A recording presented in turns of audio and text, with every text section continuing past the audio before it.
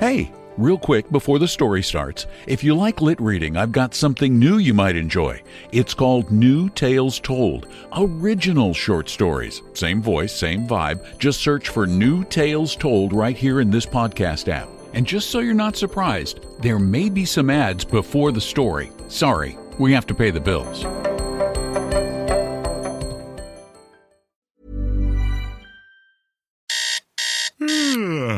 One iced coffee? 99 cents, please. For real? No way. One iced coffee? 99 cents, please. For real? No way. What a deal. Your new morning groove. Iced coffee from McDonald's, any size for just 99 cents till 11 a.m. Price and participation may vary. Cannot be combined with any other offer. Ba-da-ba-ba-ba.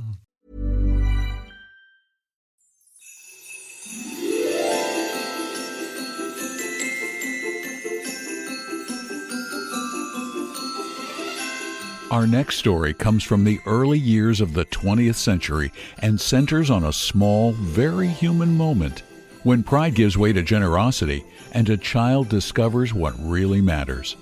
It's a Christmas story, yes, but more than that, it's a story about kindness finding its way in. Here is The Boy with the Box by Mary Griggs Van Voorhis.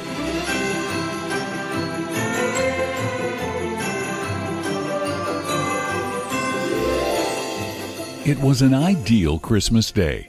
The sun shone brightly, but the air was crisp and cold, and snow and ice lay sparkling everywhere. A light wind, the night before, had swept the blue icebound river clean of scattering snow, and by 2 o'clock in the afternoon, the broad bend near Creighton's Mill was fairly alive with skaters.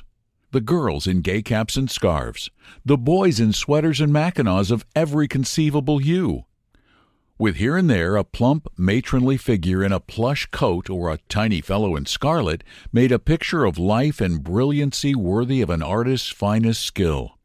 Tom Reynolds moved in and out among the happy throng with swift, easy strokes, his cap on the back of his curly head and his brown eyes shining with excitement. Now and again he glanced down with pardonable pride at the brand-new skates that twinkled beneath his feet. Jolly ramblers, sure enough, jolly ramblers they were. Ever since Ralph Evans had remarked with a tantalizing toss of his handsome head that no game fellow would try to skate on anything but jolly ramblers, Tom had yearned with an inexpressible longing for a pair of these wonderful skates. And now they were his, and the ice was fine, and the Christmas sun was shining. Tom was rounding the big bend for the 50th time when he saw skimming gracefully toward him through the merry crowd a tall boy in a fur-trimmed coat, his handsome head proudly erect. "That's Ralph Evans now," said Tom to himself. "Just wait till you see these skates, old boy, and maybe you won't feel so smart." And with slow, conscious strokes, he made his way through the laughing boys and girls to a place just in front of the tall skater coming toward him down the broad white way. When Ralph was almost upon him, Tom paused and in conspicuous silence looked down at his shining skates. "Hello," said Ralph good-naturedly, seizing Tom's arm and swinging around. Then, taking in the situation with a careless glance, he added, "Get a new pair of skates for Christmas?" "Jolly ramblers," said Tom impressively. "The best jolly ramblers in the market." Ralph was a full head the taller, but as Tom delivered himself of his speech with his head held high, he felt every inch as tall as the boy before him. If Ralph was deeply impressed, he failed to show it as he answered carelessly, "That's so. Pretty good little skates they are, the jolly ramblers." "You said no game fellow would use any other make," said Tom hotly. "Oh, but that was nearly a year ago," said Ralph. "I got a new pair of skates for Christmas, too," he added as if it had just occurred to him. "Clubhouse skates. Something new in the market just this season. Just look at the curve of that skate, will you?" he added, lifting a foot for inspection. "And that clamp you couldn't shake off if you had to. They're guaranteed for a year, too, and if anything gives out, you get a new pair for nothing. $3.50 they cost at Mr. Harrison's hardware store. I gave my Jolly Ramblers to a kid about your size. A mighty good little skate they are." And with a long, graceful stroke, Ralph Evans skated away. And it seemed to Tom Reynolds that all his Christmas joy went skimming away behind him. The sun still shone, the ice still gleamed, the skaters laughed and sang, but Tom moved slowly on with listless, heavy strokes. The Jolly Ramblers still twinkled beneath his feet, but he looked down at them no more. What was the use of Jolly Ramblers when Ralph Evans had a pair of clubhouse skates that cost $1 more, had a graceful curve, and a faultless clamp, and were guaranteed for a year? It was only 4 o'clock when Tom slipped his new skates carelessly over his shoulder and started up the bank for home. He was slouching down the main street, head down, hands thrust deep into his pockets, when, on turning a corner, he ran plump into a full moon. Now, I know it is rather unusual for full moons to be walking down the streets by daylight, but that is the only adequate description of the round, freckled face that beamed at Tom from behind a great box held by 2 sturdy arms. "That came pretty near to being a collision," said the owner of the full moon, still beaming as he set down the box and leaned against a building to rest for a moment. "Nobody hurt, I guess," said Tom. "Been down to the ice?" asked the boy eagerly. "I could see the skaters from Patton's store. Oh, I see you got some new skates for Christmas. Ain't they beauties now?" And he beamed on the despised Jolly Ramblers with his heart in his little blue eyes. "A pretty good little pair of skates," said Tom in Ralph's condescending tone.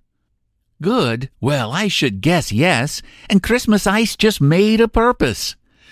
In spite of his ill humor, Tom could not help responding to the warm interest of the shabby boy at his side.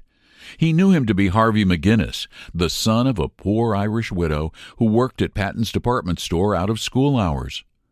Looking at the great box with an awakening interest, he remarked kindly, "What you been doing with yourself on Christmas Day?" "Want to know, sure enough," said Harvey mysteriously, his round face beaming more brightly than ever.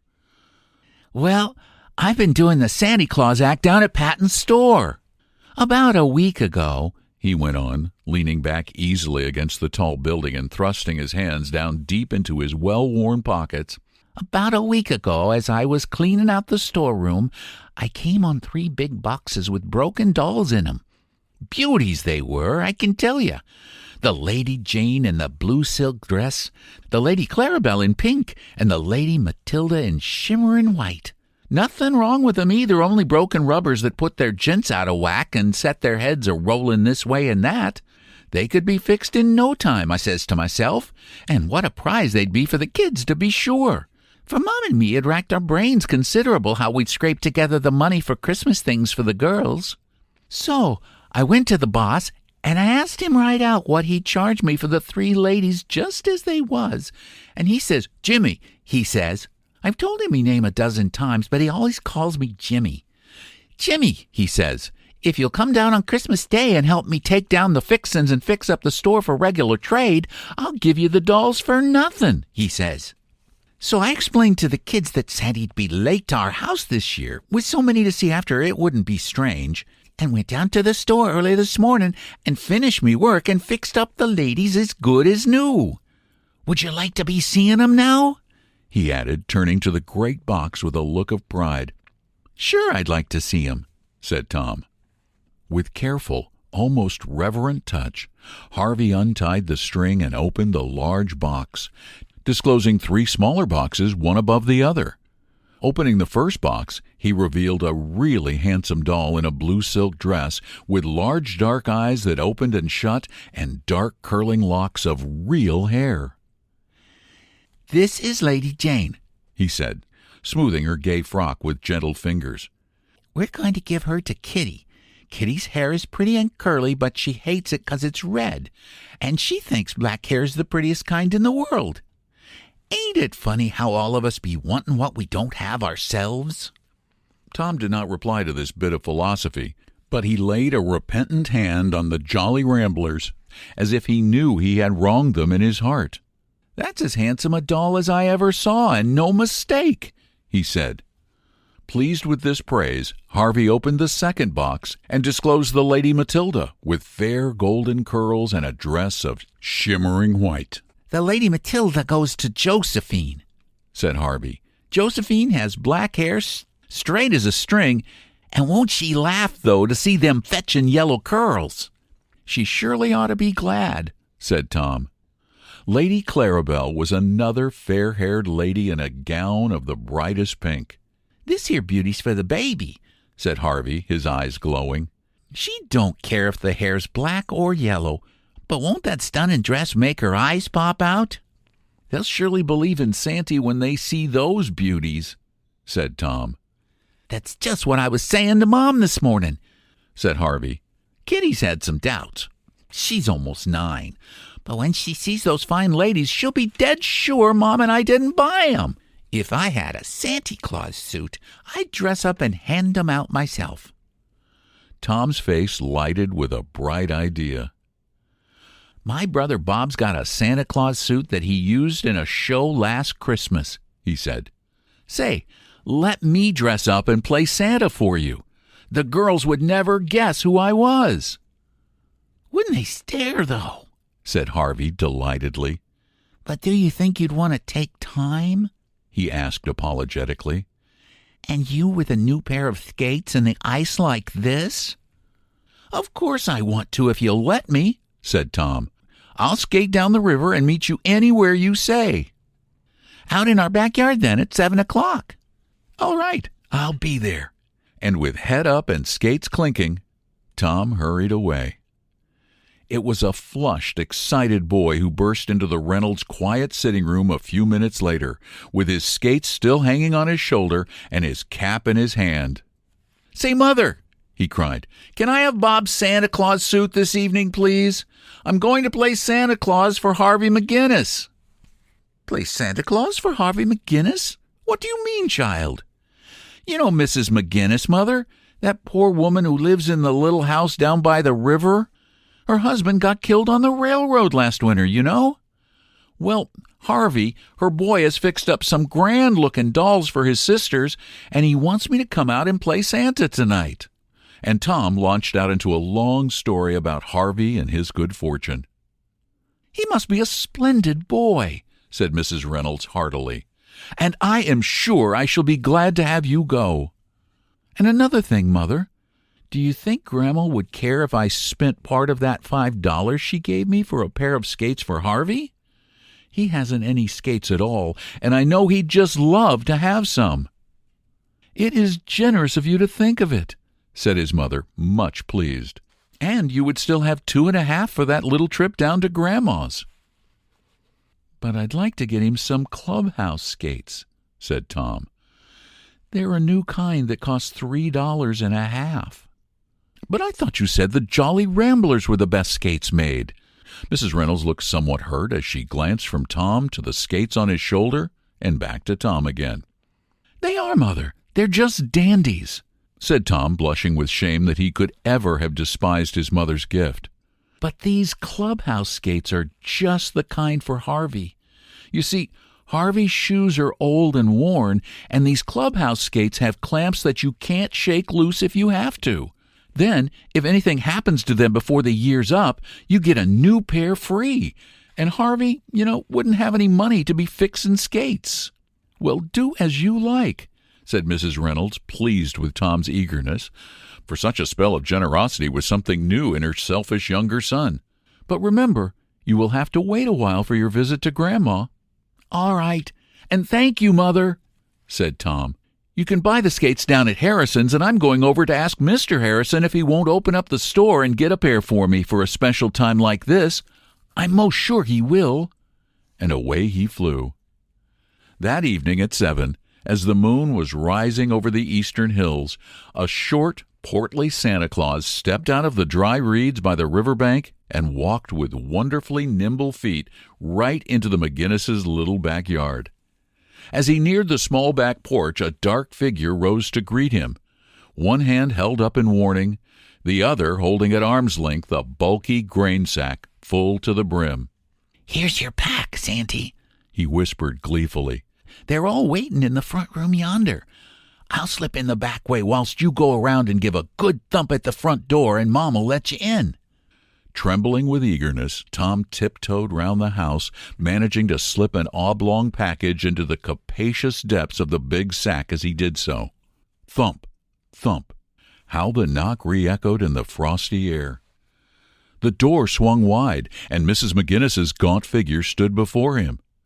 "Good evening, Santy. Come right in," she said. Tom had always thought what a homely woman Harvey's mother was when he happened to meet her in the grocery, with her thin red hair drawn severely back from her gaunt face and a black shawl over her head. But as he looked up into her big, kind face, so full of Christmas sunshine, he wondered he could ever have thought of her anything but lovely. The room was small and bare, but wonderfully gay with pine and bits of red and green crepe paper saved from the fixins at the store. And on a large bed in the corner sat the three little girls, Kitty with her bright curls bobbing, Josephine with her black braids sticking straight out, and the baby with tiny blue eyes that twinkled and shone like Harvey's. The fine speech that Tom had been saying over to himself for the past 2 hours seemed to vanish into thin air before this excited little audience. But in faltering, stammering tones, which everyone was too excited to notice, he managed to say something about "Merry Christmas" and "Good children," and then proceeded to open the magic sack. "Miss Kitty McGinnis," he called in deep, gruff tones.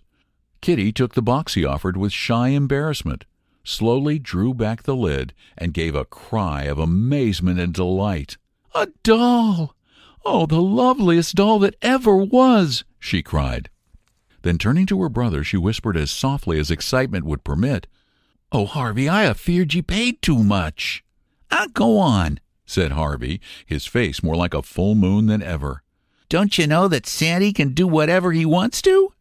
The other dolls were received with raptures, Josephine stroking the golden curls of Lady Matilda with wondering fingers, and the baby dancing round and round, waving the pink-robed Lady Clarabelle above her head. "Mr. Harvey McGinnis," came the gruff tones of Santa Claus, and Harvey smiled over to his mother as he drew out a pair of stout cloth gloves. "Mrs. McGinnis." And that good lady smiled back as she shook out a dainty white apron with a coarse embroidery ruffle. "I reckon Santy wanted you to wear that of a Sunday afternoon," said Harvey awkwardly.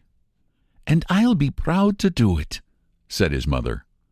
Little sacks of candy were next produced, and everyone settled down to enjoy it, thinking that the bottom of the big sack must be reached, when Santa called out in tones that trembled beneath the gruffness, "Another package for Mr. Harvey McGinnis." "For me? Why, what?" said Harvey, taking the heavy oblong bundle.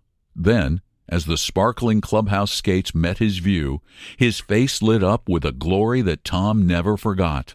The glory lasted but a moment. Then he turned a troubled face toward the bulky old saint.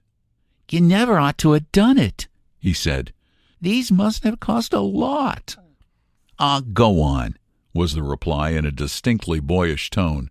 "Don't you know that Santy can do whatever he wants to?" And with a prodigious bow, old Santa was gone. A few minutes later, a slender boy with a bundle under his arm was skating swiftly down the shining river in the moonlight.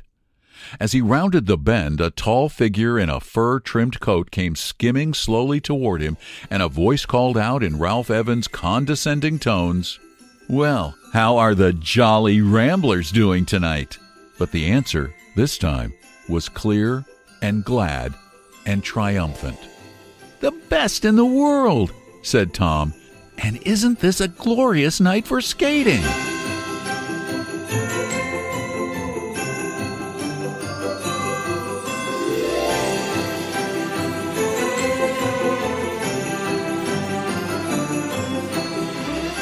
I hope you enjoyed The Boy with the Box by Mary Griggs Van Voorhis. Van Voorhis was an American writer best known in the early 20th century for her short stories of family life, childhood, and quiet moral moments. Stories that trusted small choices to carry great meaning. If you like what you heard, please tell a friend or two about these stories and the other stories that are part of our Short Story Verses podcast. Check them out at shortstoryverses.com. And also, if you really like the story, please give it 5 stars on Apple Podcasts or on Spotify. Thanks for listening. I'm Don McDonald.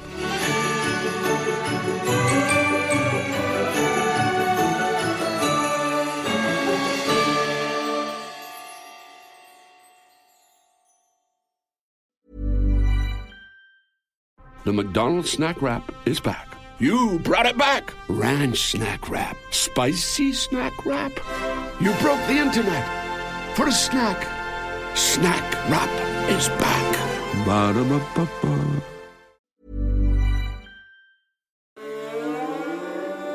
Thanks for listening all the way to the end. You're officially a story finisher, and I appreciate that more than you know. If you're curious what else I'm up to, check out one of my other podcasts, New Tales Told. It's brand new, original short fiction written and narrated by me. Just search New Tales Told in this app. And thanks so much for listening to Lit Reading, now part of the Story Verses channel at storyverses.com.